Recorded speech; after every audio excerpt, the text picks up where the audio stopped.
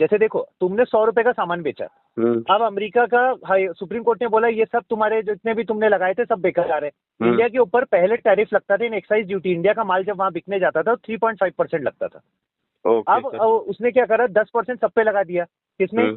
जब पूरे बाकी के 50% वगैरह सब कैंसिल हो गए तो इंडिया के ऊपर टोटल मिला के लगता है 13.5%। इंडिया के ऊपर पहले लगा हुआ था 18% क्योंकि 25% उसने रशिया से हटा दिया था।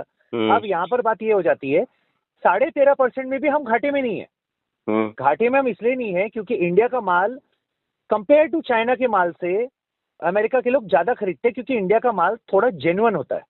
चाइना का माल कैसा है, आज इस्तेमाल हुआ एक हफ्ते बाद खराब हो गया। चाइना अपने लिए माल बहुत अच्छा बनाता है मगर जो दूसरों को माल बेचता है ना वो एकदम तकलूती माल बेचता है, एकदम बकवास माल बेचता है। तो टैरिफ से कोई फर्क नहीं पड़ता। हिंदुस्तान के लोगों को टैरिफ से कोई फर्क नहीं पड़ेगा, सिर्फ यही है कि हमारी जो सेल्स है थोड़ी महंगी हो जाएगी। वहां जाने के बाद हमको टैरिफ थोड़ी भरना है भाई, सामने वाला इंसान जो वहां पे खरीदेगा उसको सामान महंगा पड़ेगा ना।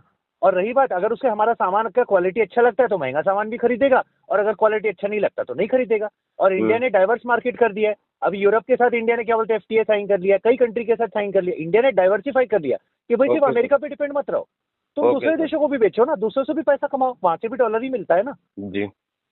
तो ये चीज होती है, उससे कोई फर्क नहीं पड़ता। और इंडिया का किसान जो ये जो नेता लोग जो बोल रहे हैं अपोजिशन हो बोले हो चाहे रूलिंग पार्टी बोलो, हम किसी की भी बात करेंगे, अगर वो बोलते हैं कि किसानों को नुकसान हो रहा है, भाई किसान हिंदुस्तान की जो है ना उनको बुरा लगेगा पर मेरी बात का, मगर किसान उसके लिए खुद जिम्मेदार है। किसान इतना उर्वरक डालते हैं, इतना ज्यादा फर्टिलाइजर डालते हैं कि जब टेस्ट किया जाता है हमारे यहाँ का अनाज फॉरेन कंट्री में तो वो रिजेक्ट कर दिया जाता है इस मापदंड में क्योंकि वहां के लोग इतना केमिकल वाला खाना नहीं खाते। अच्छा। तो हमारे देश के सबसे पहले किसानों को तो ये सीखना पड़ेगा कि एग्रीकल्चर डिपार्टमेंट में जाओ, प्रॉपर ट्रेनिंग लो, वहां से इंटर्न्स को बुलाओ जो कि एग्रीकल्चर स्टूडेंट रहते हैं, वो आपको मदद करेंगे कितना खाद कितने क्वांटिटी में कितने एकड़ में कितनी जमीन पे डाला जाता है। अच्छा।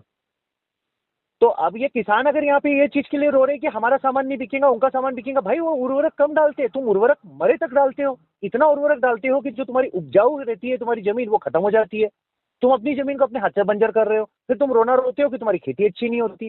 कहाँ से अच्छी होगी?